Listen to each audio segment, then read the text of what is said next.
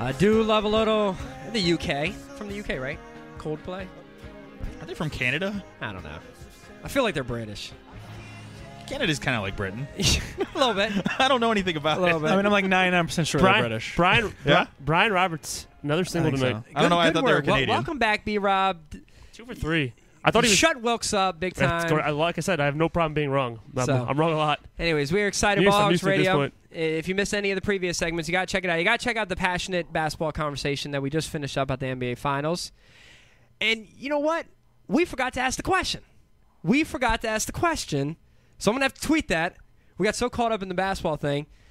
The question that we had been teasing about giving away these Deuce brand watches, since it's a Summer of Deuce brand watch giveaway, take a listen or take a read to our recent Gazette article. We've been tweeting it out. Read through the article. The first person who tweets us the answer to this, whether it's live tonight or on podcast tomorrow, who was actually, right, Kevin? I'll let you read the question. Kevin, is your question, since Adam doesn't remember it. Was mentioned as our first official big guest? Simple question. It was answered in the Gazette. Mm-hmm.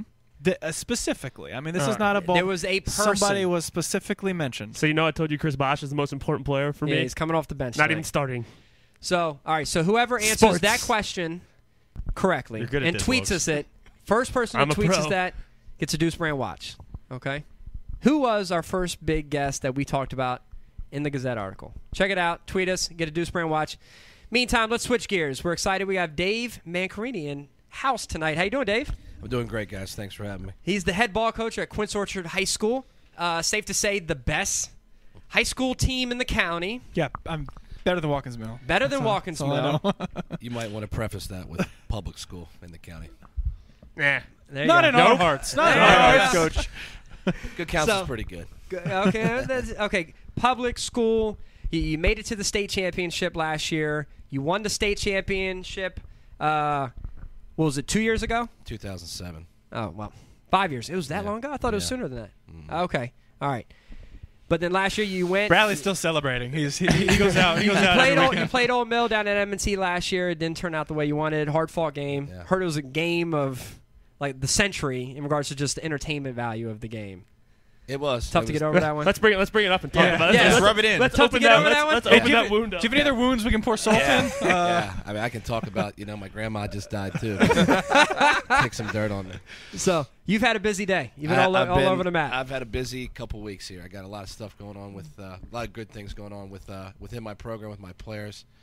And then personally, get a big fundraiser golf tournament this Friday. So tell us about that. Cougar Classic. Yeah, the 8th annual Cougar Classic. It's started it obviously 8 years ago just as a means to raise funds for my program. And then it kind of took on a different meaning in 2007. My mom and dad were both within about 6 months of one another. My dad was diagnosed with leukemia. My mom was diagnosed with breast cancer.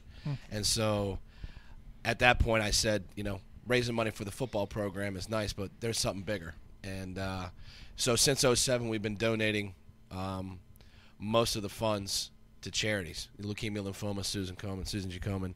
And then in 2010, my oldest daughter, Courtney, was diagnosed with juvenile diabetes.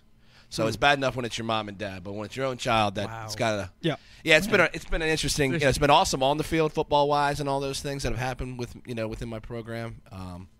But personally, it's been tough. And so what I've tried to do is, rather than feel sorry for myself, use listen, I'm just a high school football coach in a great community like Quince Orchard, but it's a community that rallies around its high school and its sports teams, and if I can do anything to help raise awareness for these diseases, then I'm going to do it. You better make it biannual, man.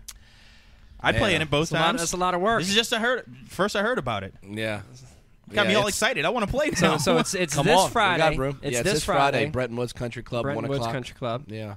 How many people you got coming out? Well, right now we're almost at 144, which is the max that you can have. Every year it's gotten bigger and bigger. But typically we have between 120, 135. So do any of the players play? Or how's that work? They don't, because there's, it'd be tough. It'd be tough. Yeah, it's, the players do come and volunteer. I make them carry bags, put them in people's cars. There you go. Okay, I guess I was wondering what type of involvement the players do. They need to be seen. They need to be out there. Now, are the rumors true that you're auctioning off an in-studio session with the Ball Hogs. I won that, actually. We would be happy to donate the $4 or $5 that somebody would would be willing to bid. I already bid on that and won that. Fair enough. And we're excited to have you here. So it's safe to say when we were when we were in high school, when we played football and we graduated in 2000, Quince Orchard was not where they are today in 2000. I remember we went over, I think, on their homecoming once and beat them like 35-0. I remember just crushing them under the lights one Friday. They were always kind of middle of the road. They were never bad, but they were never great. It was nothing. Yeah, they weren't one of the powerhouses. Credit to you, the whole thing has changed, and we've had you on before. I would love you to just kind of go over it again. What is it about your approach to coaching and leading these guys that you think was able to turn this program around? Well, first of all, I think 2000 is the last time Watkins won't beat us in anything. I believe it. We have a good chess team, don't we? There's something that we got to... When studs like us graduate, it tends to happen. When you're losing all the talent. I mean, what do you expect? You can't replace guys like us overnight. Honestly, I think it's the athletes. The community has always been there. It's always been a strong community. It's kind of got the best of both worlds. Where the school is located in terms of the demographics that feed the school. But really it comes down to just a commitment and consistency from myself, my coaches, and getting kids to believe that you care about them for more than just football players. You referenced something earlier about busy day and busy couple weeks going on, with my players and the recruiting and things. If the kids know that you like them, they'll play hard for you. But if they know that you care about them for more than just being a football player, then you're going to get the best out of them and everything. Now, I credit so much to coaching because, in all fairness, I mean, I don't know how this would work, but, if QO goes a long period of time without winning and the change is the coach, I mean, does the talent necessarily, become – does the Quince Orchard area become, this nucleus of high school talent? I put it back toward heavily on the coach. You may be modest or humble and saying, I don't know, but – I believe at the beginning, the coaching gets the team up to winning. Yeah. And then once you're winning, that atmosphere starts going around the community. Then you get guys that maybe wouldn't have played or maybe would have played baseball. Or, well, not baseball. It's not street season. Or maybe they start fighting harder and trying harder. All of a sudden, training harder. Yeah, all of a sudden they know about Quince Orchard, so now they want to play football. So they start lifting or they start playing football at a younger age. You see that? Exactly. No, you're definitely right. I think they've always been there. But once you start winning, it's been a long 10 years. I was there 2 years as an assistant and just finished my 8th as a head coach. And the first couple of years were just trying to get things off the ground, getting kids to buy in. Now we've had so much success. It's actually harder than when it was 10 years ago because now the expectation, the sense of entitlement, kids walk in the door in 9th grade thinking, well, I'm a football player at QO. That means it entitles me to, I just show up now and win. And they don't realize the hard work that a lot of the classes before them put in to get to this point. Are you guys are you allowed to make cuts? Do they make cuts in his? Some programs do. I don't, especially with young kids, because a kid comes in 13 years old, pre-puberty. You never know how he's going to grow. What's the most you've had on in your JV and varsity together? The year after we won the state championship in 2007. Of course. The fall of 2008, we had 100 total in the program. We had over 135 kids. Oh. We had 70-some on the JV. It was all, but by the end of the first month of September, there was 55. Wow, that's on the JV. I think we ended. They won a championship ring. Oh yeah, and especially in football, players drop off throughout the year. I think one year we ended with maybe 20. We had coaches. Tough, we had coaches filling in for us our sophomore year JV. But to sort of piggyback on that point, I imagine myself as a junior you can't cut on the varsity team, right? There are cuts, or no. So the only reason a kid would get this is just my program. Sure. The only reason a kid would get cut from my program, kid cuts himself, doesn't make the commitment. So I'm committed. You're in. But you can look at me and you know that I would not have been a contributing member of the football team. Mm-hmm. Is that important to you to make me feel like I am a part of, even and what I mean by that is at every practice, in every game, though I may not play. No. But, kind of what's the, is that important to you? And is it one of your most important things that you sort of treat your stars the same as you would treat the last guy on the bench, like where I would have been? Well, no question. And kids are smart and they see right through that. The one thing I try to do a good job is I don't lie. Because when the kids can see it. Kevin, you're never going to play, but come on and have fun. I wouldn't say it we like need a that. water boy. I wouldn't say it like that, but I think when kids know what their role currently is, roles constantly change. There's also a lot of reality. Kids are smart. They can look out there and see, well, there's that guy that runs really fast, and I'm not as fast. That guy's probably going to play. His muscles are bigger than mine. Exactly, yeah. But you're committed, and Right. part of it is there is something more than just being on the field, getting your name in the paper, doing the interview. You're part of something that's going to help teach you something that could change your life. There's I don't want to get into the whole coach speak, the whole cliches, but it really does carry over. One thing I really enjoy about when we do these spotlights and we really get to dig in is, we're being able to dig into something that we've never experienced ourselves. We're not high school football coaches. We don't go through that daily challenge. 4 years of powder puff coaching. Undefeated over here. So, and everyone knew their role on the team. They loved it. What if you had to kind of say 1, 2, maybe even 3 of your biggest kind of challenges being a high school football coach? What would you say? I'd always try to put myself in like my high school coach, just like, oh man, like I knew he's committing so much time, but I felt like he loved it, but I didn't know if that was a frustration for him, or I don't know. I think the biggest challenge at Quince Orchard today is really when you've had so much success and you've got kids that go off to college and you watch them on TV and people like to write and talk about them, then the sense of entitlement. I don't have to work as hard. I think parents also see that. I kind of have the where's my scholarship? Wait a minute. My son was the running back this year. Last year's running back is playing at University of such and such. So the notoriety that has come with the program, and again, here we are. We've had a pretty good run on success. I don't know how the math and good counsel on these programs that, I've done it on a national level, manage that. It's difficult. That part, the sense of entitlement, the sense of, everyone wants their kid to be the star player. The parents have been great. Everyone says, oh, parents are a problem. I don't really see it that way because I have to do a good job of communicating. If I don't communicate well, I'm going to create an issue. So I can control a lot of that. I think the other thing is just I don't know about you guys. I graduated from Rockville High School in 1992, and things have changed a lot in high schools, and kids are doing things off the field that, I was a knuckle brain, but it's not at the level it's at today. No, it's there's a lot of outside influences. Yeah, so many other things that pull kids away from. Does that keep you up at night? Because it would keep me up at night. Oh man, if I knew I had a big game and I was relying on these 16, 17-year-olds who don't have the best of friends, who their friends don't care about what they care about, it would keep me up at night. Well, part of it would keep me up at night. No, it does. It keeps me up at night. And, honestly, I've had incidents happen before a playoff game. There was a situation several years ago. And we ended up getting through that game but lost the next one in 2009. But it was it does keep me up, but it's also part of my responsibility as the head coach to teach them. Winning is going to happen because I've got great coaches, we've got great support from administration, and we have all those things we need in place.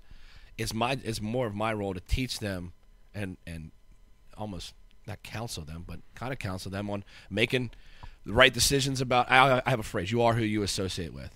I can walk down a hall and I can see a group of kids. I've been teaching 15 years. I can see it. Yeah. I can walk down a hall and see a group of kids and know if they're up to what they're up to. Sure. So if I see one of my guys hanging with that group of players, he can rest assured that there'll be a conversation that will be had saying, I see you with something. Because that group of friends aren't going to keep you if you aren't. I wonder what teachers thought of my group, man. God, that guy needs to get a life. Come on. But I see what you're saying. Because if you're in that Jeez. circle of friends, guess what? You're in the circle of friends most likely because you all kind of relate to one another. You all kind of do the same thing. You all are on the same wavelength. And unfortunately, that isn't good. Now, I want to ask you, you've mentioned now twice about the challenge of the entitled mentality and maintaining that level of excellence. Would you say it's harder building a winner or maintaining a winner? Building it was pretty hard because the only thing that validated it was winning. It wasn't until we beat a team we weren't supposed to beat. You guys all know. You look at the schedule and you go, we do it now with the Redskins, right? You look, okay, they're going to win that one. They're going to. We already know they're going 9-7. We already know that. Yeah, right. It's 9-7, 8-8 every year, right? But kids used to do that. and they would look at the schedule and go, okay, we'll beat Watkins Mill. We'll beat. Sorry, that's my third reference. That one is actually true. That one you can. We don't play Watkins Mill. I'm just kidding. Coach Watson's a good guy.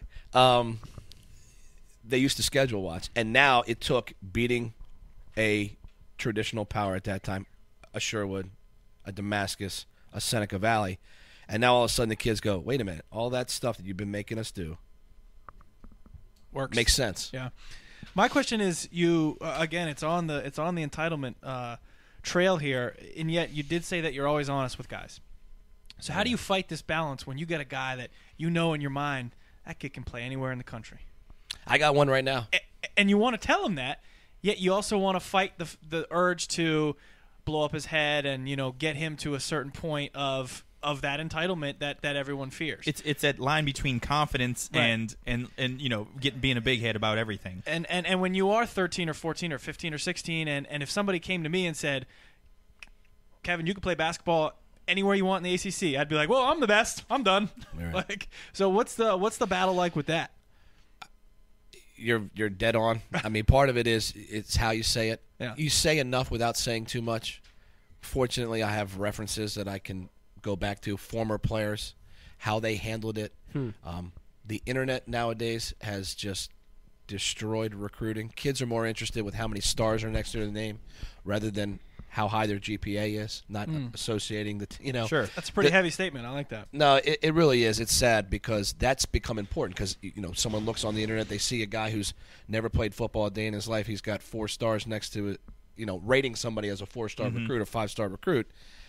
When college coaches, that has no bearing on whether they offer you a scholarship or not. It's obviously your film, your character, and then your academics. When is high school football recruiting starting now? Because I know in basketball it starts at when does it stop? There's in basketball they have them. They have websites where they're ranking 6th graders.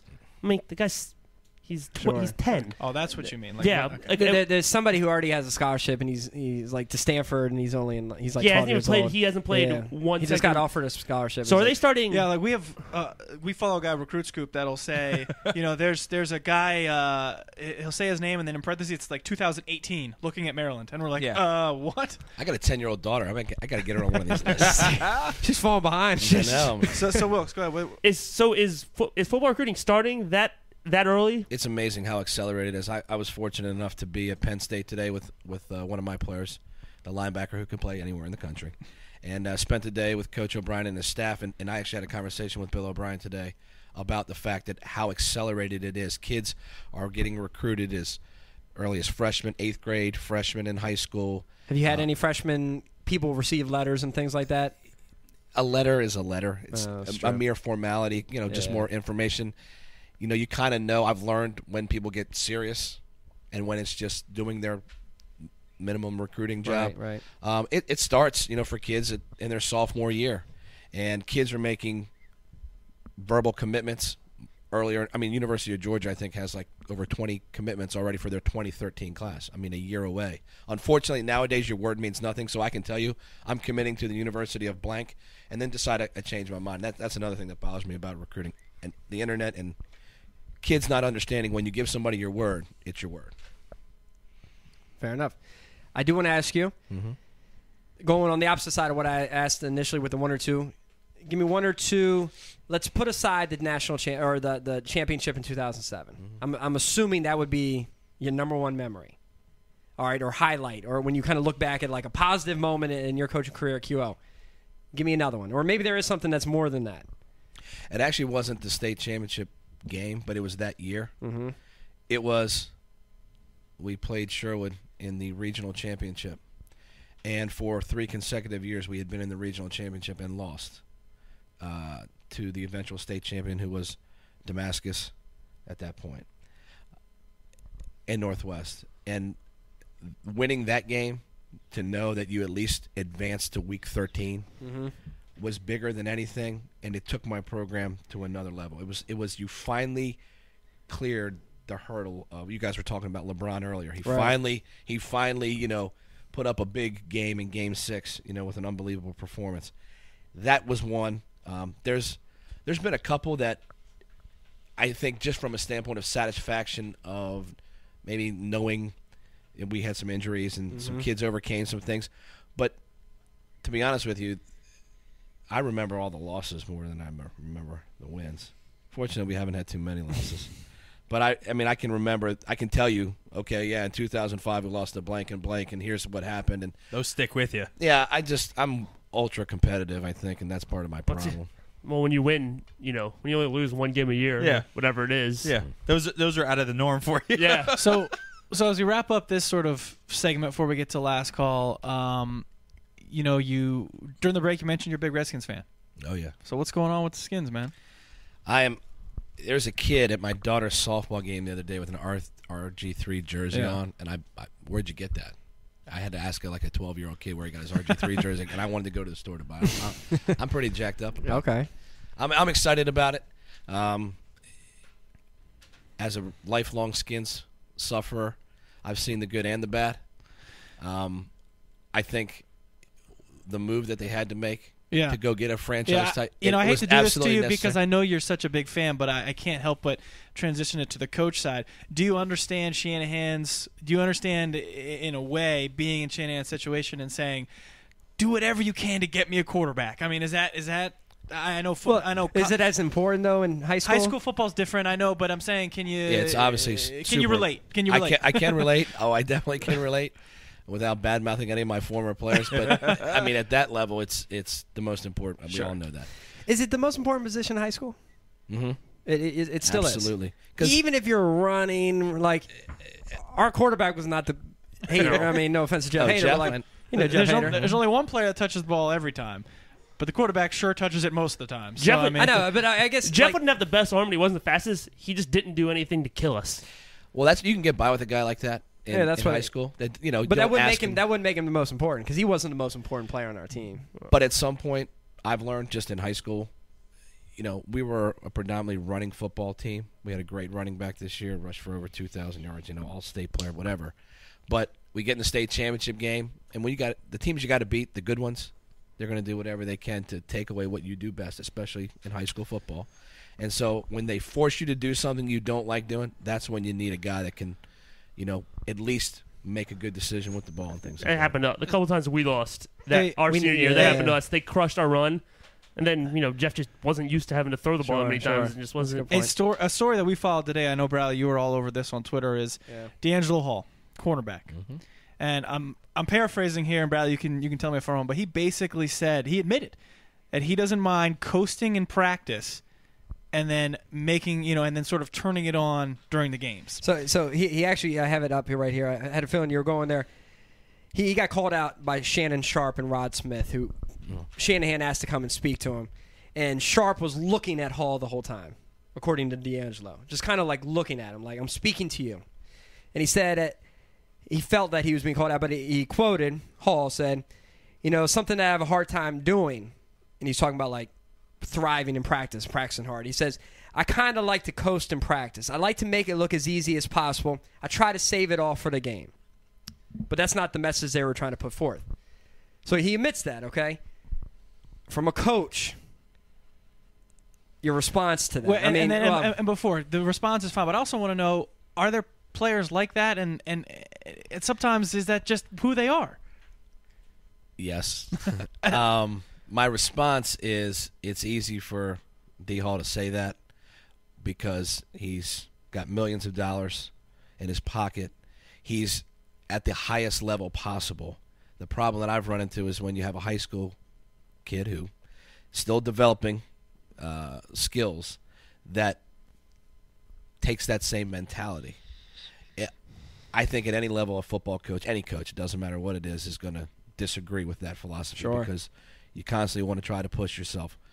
But I could see why someone with a lot of money, who's made a lot of money this day, honestly, I think he's an average player, gone out and... He's a 44th ranked quarterback on a lot of lists that I looked at today. Does winning as much as you guys do actually hurt you when it comes to being able to coach them sometimes? Because now they have the idea, like, I know what to do, coach. We're 9-0. I don't need you... We're 7-0. We just beat the last team by 60. I'd probably argue. I'd maybe argue the opposite. Like, let me keep soaking up what this guy is saying to me. Look what he's done. Well, I mean, I've had to say a couple of times. The day we have to prove to you that we know how to coach is the day we'll start.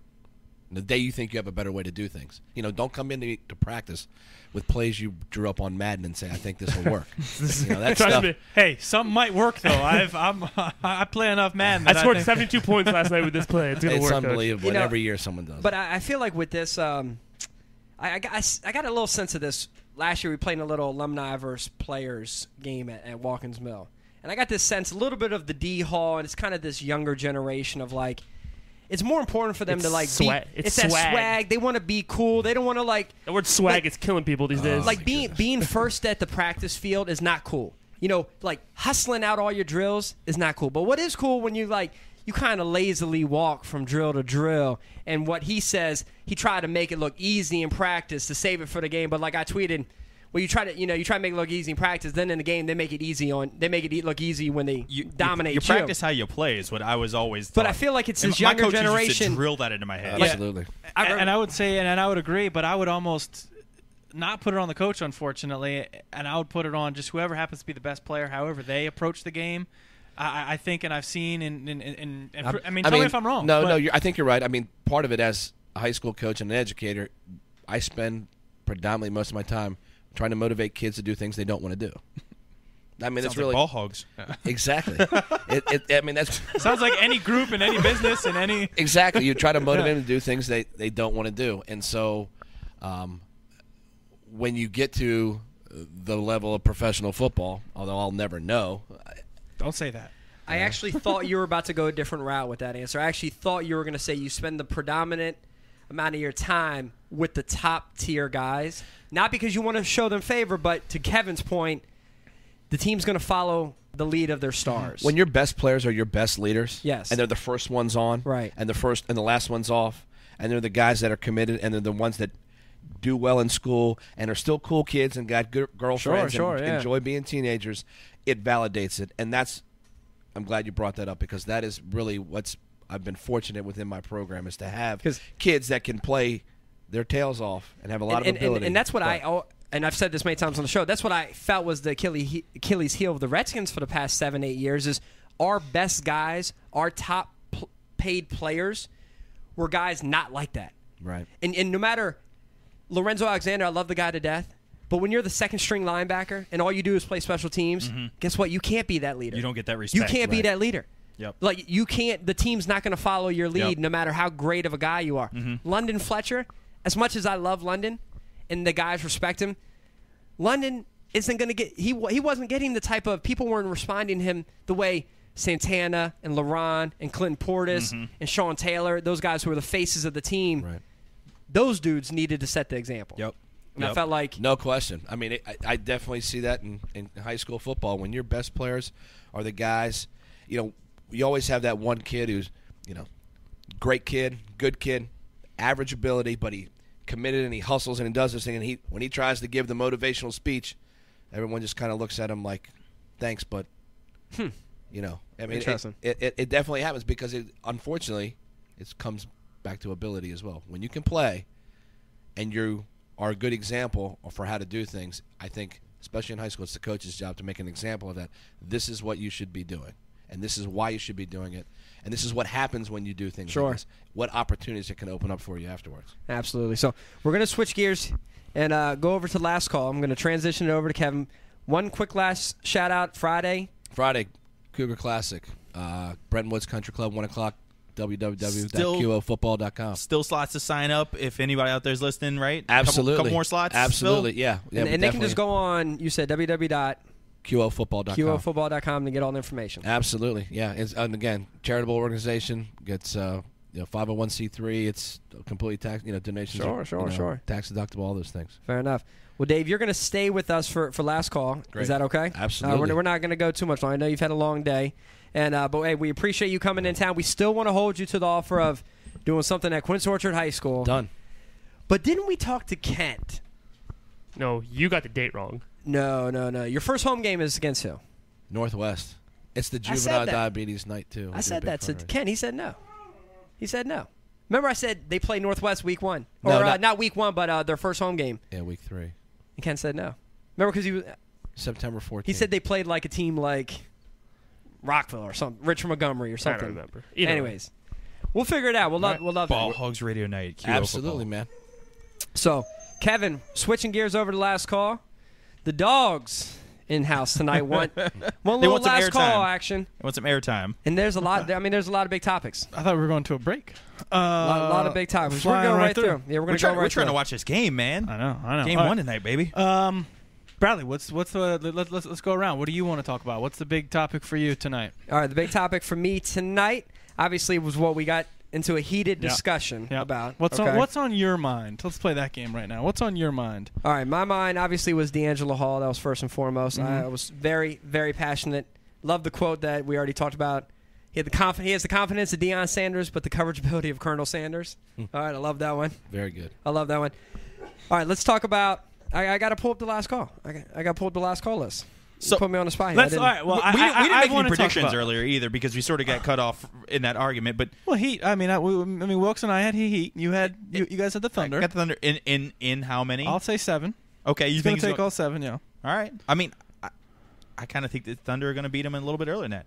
Yeah. All right. Let's then talk about Euro 2012. yes. So I actually texted Wilkes on Saturday morning.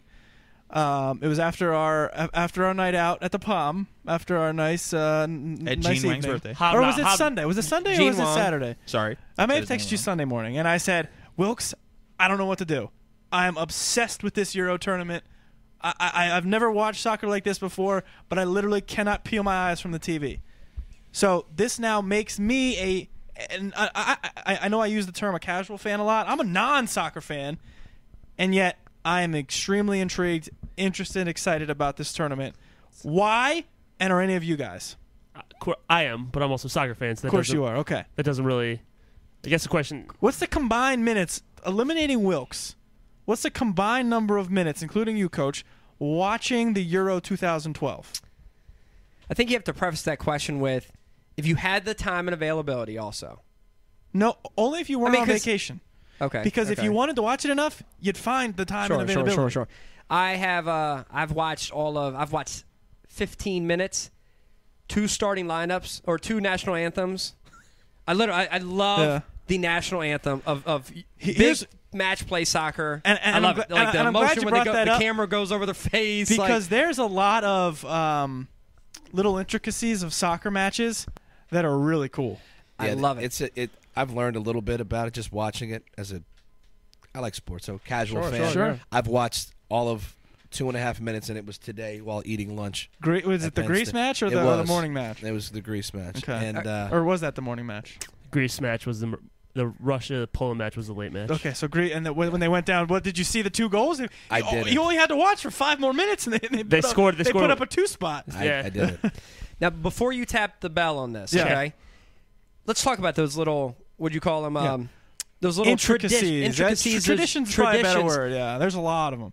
When they exchange the country's flags, fantastic. First of all, I love how they come out at center field. Yeah. They come out together with the little kids. They go their separate way, and then they come back around.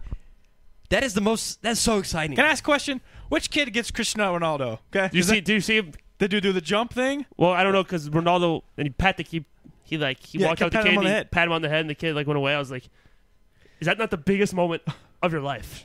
So, I don't shower for 6 months. If Ronaldo did that to me now, I wouldn't shower for a month. Are you all as captivated as I am What's the little during kid and Kevin out in front? Are you all as captivated as I am during national anthems and World Cup and Euro? In this case, I actually agree with you. I am. Cameras going over That's their why- faces. That's why I like the Olympics. The pageantry, I guess, is a good word. Seeing the officials of the country in their boxes and they're cheering, and I mean, you feel so much pride, even though I don't Croatia. So that's how it gets you, though. This will get you in, and then you start watching soccer. Little bit. I will say Yeah. though, the match that I was interested in, Come to the dark side, the 2 Kevin. that I've watched were Germany and Portugal. So of course you watch Ronaldo, who's fantastic, and Germany, big powerhouses. Where I'm not at is to watch Croatia and Greece and be excited. I tried. So what other I couldn't intricacies? do it. What would happen with that? Again, the exchanging of the flags at the beginning, I think, is Okay. really cool. Right, they go to the center and they exchange each other's Exchange flags. gifts, yeah.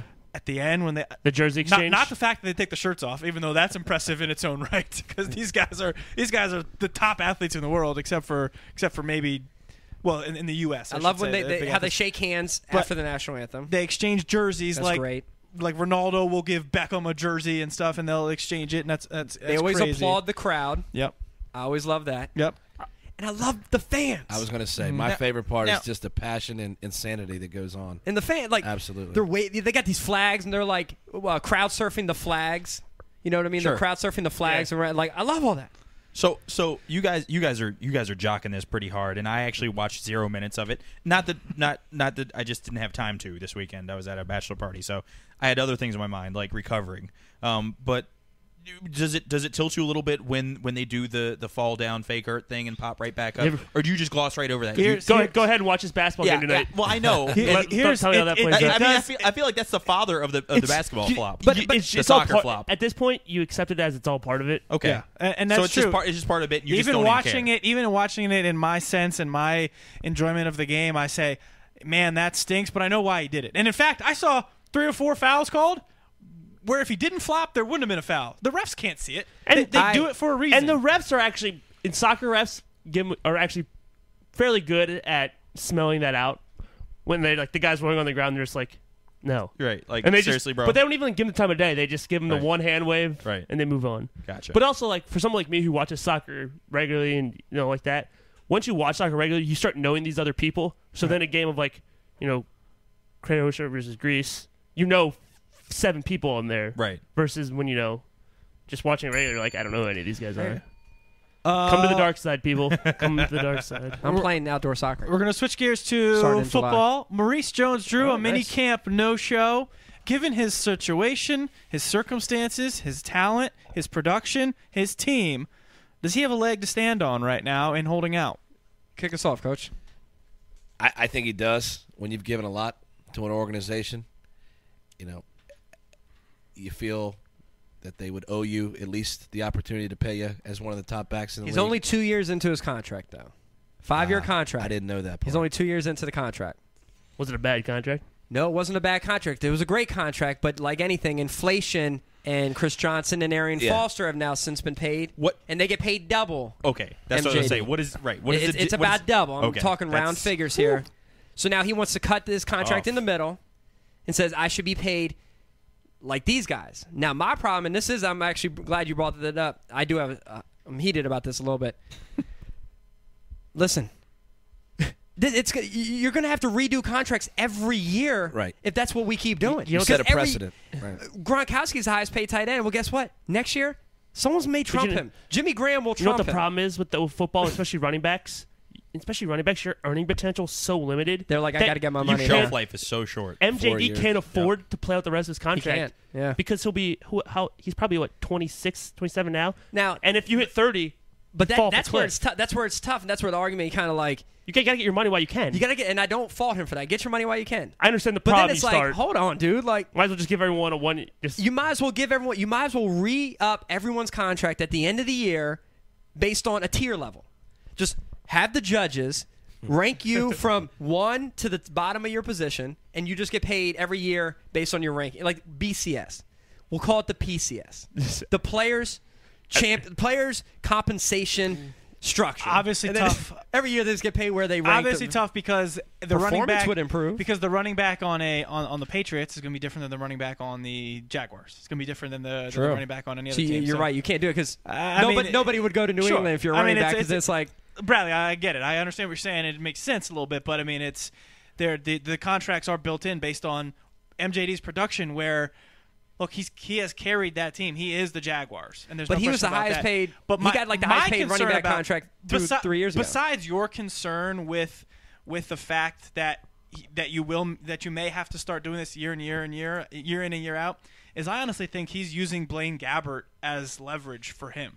Because my quarterback stinks. Exactly. Pay me. Yeah. So are you okay with him?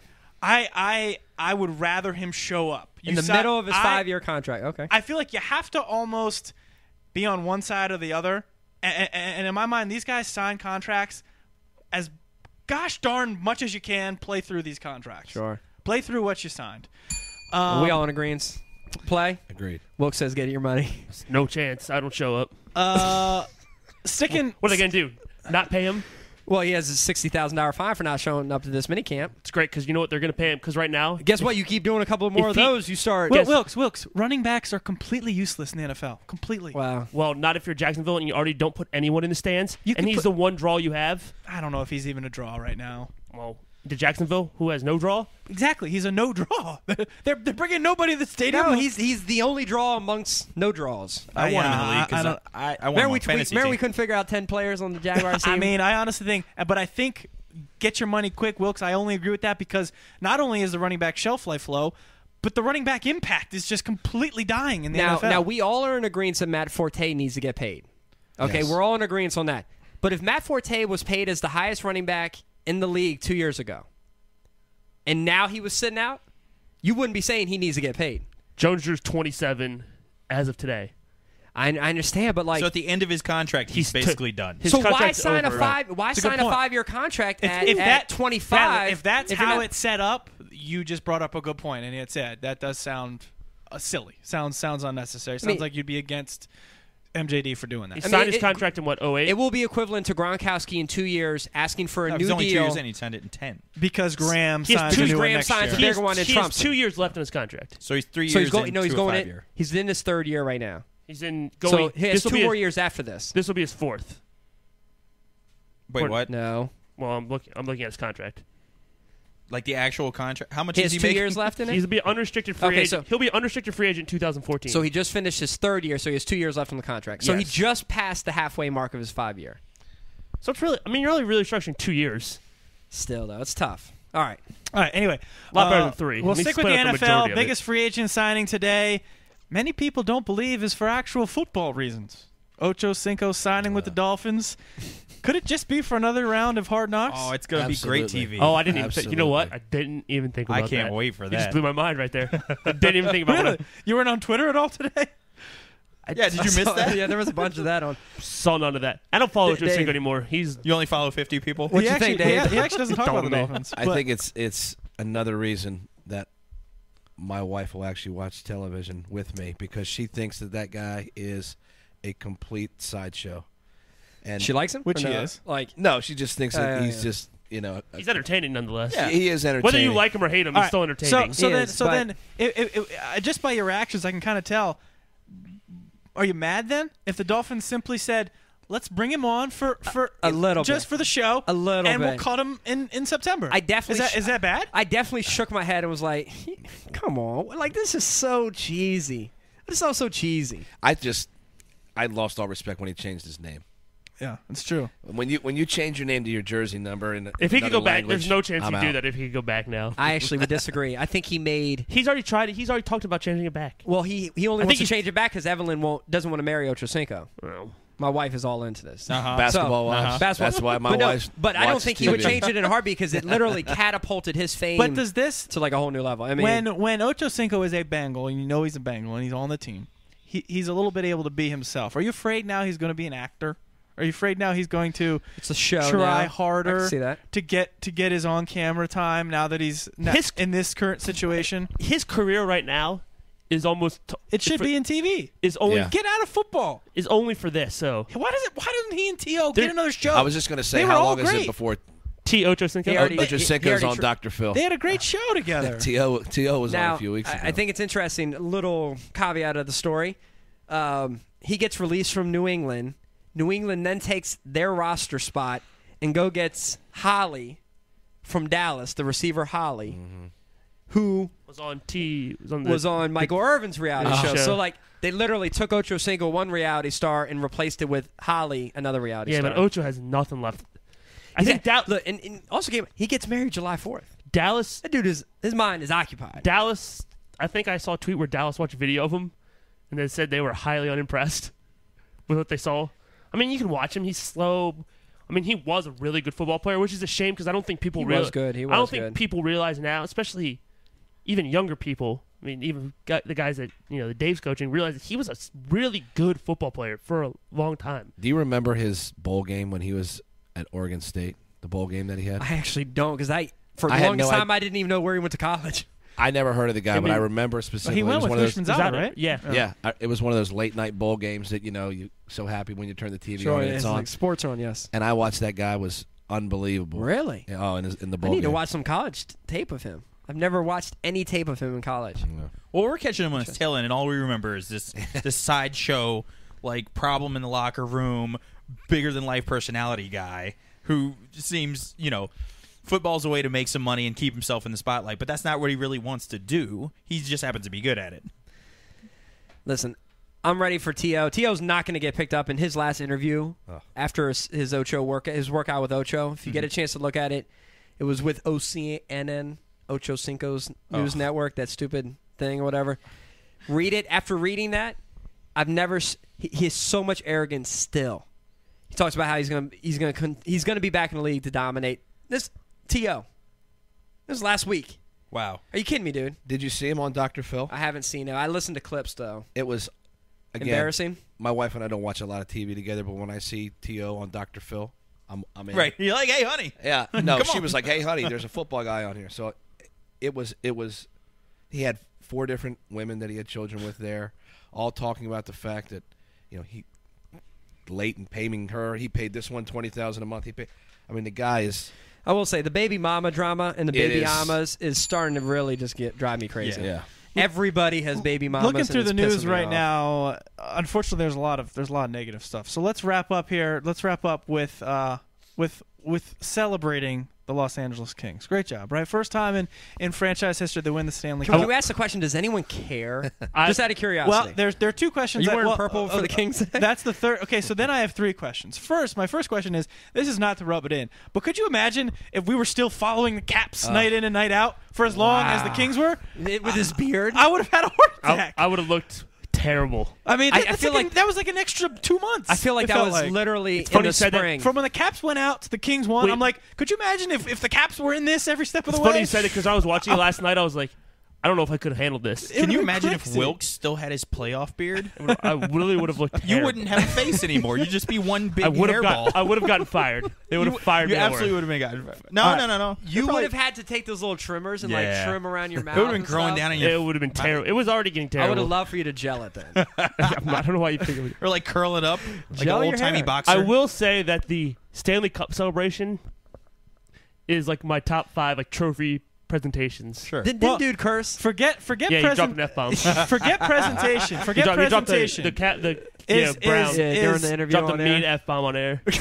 Forget presentation. Is the fact that they carry it around and take it to different places the coolest thing anybody does? And with they a, drink from it? Yeah. with a pro sport. Did you see? And They it's went pretty to a, cool, right? They brought it to a bar Definitely. last night. Yeah.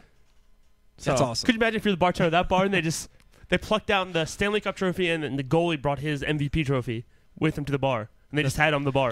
So does the fact that Talking about choosing the That right sounds bar. awesome. Talking So about here's- choosing the right bar to so go to then, that as night. we wrap up tonight, we talked about how crazy it would have been I got a if it story on was that. the Caps the whole time. We still, I mean, my heart, I probably would have had a heart attack, and I'm not It'd be a huge a Caps fan. lot. Yeah, it'd be a lot. But does the fact that you completely stopped afterwards, if the Caps are the first one to win the Stanley Cup, are you a little bit like, man, I wish it was just another sport? Like, kind of see what I'm saying? Like if DC was to get off the schneid and Stanley win Cup in the is the- Stanley Cup, is it the least important by far of the 4 sports? In this area, I think No, it's definitely more are important you, than are basketball. you saying that? Are you saying that in the sense that no matter who's in the NBA Finals, no matter who's in the World Series, no matter who in the Super Bowl, exactly we're what- watching it's it. exactly what I'm we saying. literally almost forgot the hockey Stanley Cup was still going on. That is It extremely close to I what watched I'm it. saying. It is so important to diehard hockey fans and the teams still involved. Yep. Everybody else, That's it. checks out. I feel you on that, but I don't think that would change how it would be back home. Yeah. Okay, so Probably like true. on the I couldn't go. Like I'd probably have a hard time maybe getting it on the main TV at a bar in Florida. Like if I was out of town for the Stanley Cup, that would be the only issue. But if I was at home, we were here in DC, I don't even think it'd matter who doesn't care about the. I was fighting to get the basketball game on Saturday I night. couldn't even watch the because I was Thunder in game New in Jersey. Turks and Caicos, man. You That go, pissed you me go off. it goes Super Bowl, World Series, basketball, hockey. Yes. That's the order in which you'd want it. No doubt. Yeah. But for me, I know, like a lot of sports fans, you like to rub it in to people outside of your state. I feel If you I were on to that. rub it into my friends in like Philly, they'd be like, "Really?" You know what the difference is? I don't care about the Because you know what Caps, happens when you man. win the hockey thing? People, you congratulate fans of the other team. Yeah. Where I wouldn't do that in football, but when hockey wins, I'd be like, oh, congratulations on you guys winning the Stanley Cup. No one gets. There's no beef talking in the Stanley Cup. Just literally us to Pittsburgh. I mean, like it's not much. I mean, would it's we? not much. But if I won the Super Bowl, if the Redskins win the Super Bowl, you wouldn't be able to talk to me. Yeah, you swagger no on a matter billion. what team you wore. Yeah. Oh, Yeah. You're a Jaguars fan. Yeah. Guess what? You suck. Here's how we wrap up tonight, boys. And I hope I don't cross any lines here, Coach, and get you in trouble. No, you're good. I want everybody to look up Aaron Andrews right now if you haven't seen the picture already. I have seen the picture. And the question is, real or fake? Coach, if you haven't seen it, here it is. Let me see this. I actually already voted on this poll today on TMZ. So I'll stick with my original vote of fake. They're real. They're real. Look fake to me. They look different, though. They do look They different. look different. They look different from that black and white video from a few years ago. People gate. I'm going with real. I'm going with real. I am definitively going with fake, and I don't mind it. No. She looks great. Don't get me Yeah. wrong. Actually, I think her top is too I'm off. small for that. Literally. Fantastic. I'm just saying. I'm Like, with you. I'm rather- with you, fake. What a terrible problem to have. no, I'm just saying. Like, Can I say that I don't think that I think that she's wearing? I think she's wearing an ugly bathing suit. How about yes, you can. Same size top. She hasn't bought a new top yet. Maybe Since she got her new fakers. Maybe she's pregnant. Well, look, the rest of her doesn't Maybe look she's pregnant. on. Maybe she's on her pee. Oh, The- her the and rest of Chase her- Crawford. Maybe she's on her pee. Milk. Cut this. Things. You know what? Yeah. All right. Listen. What are you doing? Kevin opened up the can. Aaron, Oh my God. Aaron Andrews' A simple chest is question. Oh my a God. weakness for all Is of that us. better Yes. than would you or wouldn't you? By the way, No, we, I had it's a fine. I had a by the couple way, good you would we've use. seen her before. Those are True. new. So, anyways, but Main chick from the fat chick from Bridesmaids. the reason I brought up. Would you? No. Oh, Kevin. The reason I She's brought funny up though. I hang out with her. Kevin. The reason I brought up the size of the top. Yeah. I think it changes how they look. It squeezes them and pushes them up Was to that make a- them look fake. What was that? A Wonder no. Bikini? Get To out make of them here. look fake. Those things are huge. Yeah. We will ask our women later. Those things are break out of Get a bed Tara sheet. Ryan and Angela. Tweet out the pic right now and ask them. Tara and Angela right now. I will. See what they I will say. ask them. Anyways, another great show. If you missed any of the earlier segments, make sure you check it out. We had SB Nation's Luke Thomas on talking boxing. In studio tonight, Dave Mencarini here for the second half of tonight's show. Great job. A lot of great feedback. Someone tweeted us, last time Watkins Mill beat Quince Orchard was in 2000, week 3, 26-6, our year. Boom. We weren't lying. I wasn't the coach. Where were you in 2000? Seneca Valley. Really? We probably beat them, too, because we were just dominating. We were 9-1. 9-1. Anyways, Cougar Classic this Friday. Go on QOFootball.com. You can follow Dave on Twitter at QOCoach. You're at QOCoach. That's right. Correct. And, fellas, we got anything else? Oh, hey, we're judging the Wizards cheerleading competition this Saturday at the Verizon Center. Do you need anybody to fill in? We've had a couple. That can't make it. We will think about. We will see what we can do. We can ask the girls. It's true. We need to practice on stuff like this because we need to know this. We need to be able to evaluate real. I assume or when fake. they ask guys like us to do it, we're basing it on 95% looks and maybe like 5% like, all right, And that and chick's also, that if they're chick's asking way us off to, dancing. if they're asking us to the do way it, off dancing is definitely. if they're something asking, we if can they're asking us to evaluate judge, that. that means that we actually have no say in the Yeah, matter. And there's, right. there are actual coaches It's actually that a will make goof. actual decisions. Yeah, nobody's going based on our factor. But we just get to go and watch. We turn in a piece of paper, they just Just hanging crumple it out. up and throw it right in front of us. We appreciate y'all coming down. We needed you promoting the event. Thank you so much. Next, I agree on that. The one thing I will say, though, basketball starts tonight. We got into a heated debate. I think all of us, though, want to come back next week and there still be basketball to be played. I think, This is absolutely true. so I think it would have to be a sweep for it not to be, but let's just hope it's a great series. I think we're all looking forward to that. Agreed. Nat's still on fire. O's still on fire. It's a good time to be a DC sports fan, And we have huh? the RG3 Fatheads right here in the middle. So, till next week, we're the Ball Hogs. We're out.